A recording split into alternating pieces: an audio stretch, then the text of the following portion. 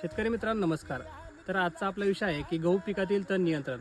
तर शेतकरी मित्रांनो आपला गव्हाचा प्लॉट 22 ते 25 दिवसाचा झाल्यानंतर आपण तिथे तण नियंत्रणासाठी तणनाशकाची फवारणी करू शकतो.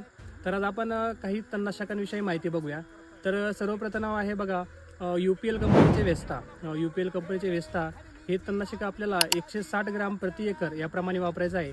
म्हणजे 150 लिटर पाण्यामध्ये 160 ग्राम हे तणनाशक घेऊन आपल्याला त्याची फवारणी करायची आहे.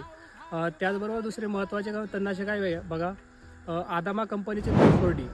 आदामा कंपनीचे 2,4-D ह्या तणनाशक आपल्याला एकरी 400 ग्राम याप्रमाणे वापरायचे आहे.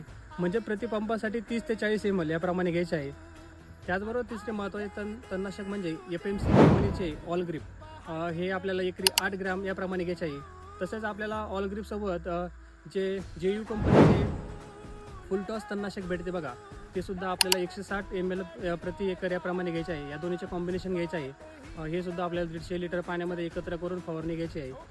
त्याचबरोबर सिजंटा कंपनीचे ॲक्सेल हे तणनाशक देखील आहे. तुम्ही ॲक्सेल 0.3 ml प्रति लिटर याप्रमाणे घेऊन सुद्धा याची फवारणी घेऊ शकता.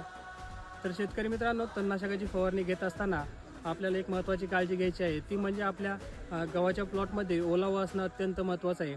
कारण की ओलावा असल्यावर ह्या तणनाशकाचा तिथे रिझल्ट चांगला भेटतो व आपल्याला तण नियंत्रण करण्यासाठी मदत होते. तर असेच नवनवीन व माहितीपूर्ण व्हिडिओ पाहण्यासाठी आपल्या जाधव फार्म इंस्टाग्राम व यूट्यूब पेजला आजच फॉलो करून ठेवा. धन्यवाद.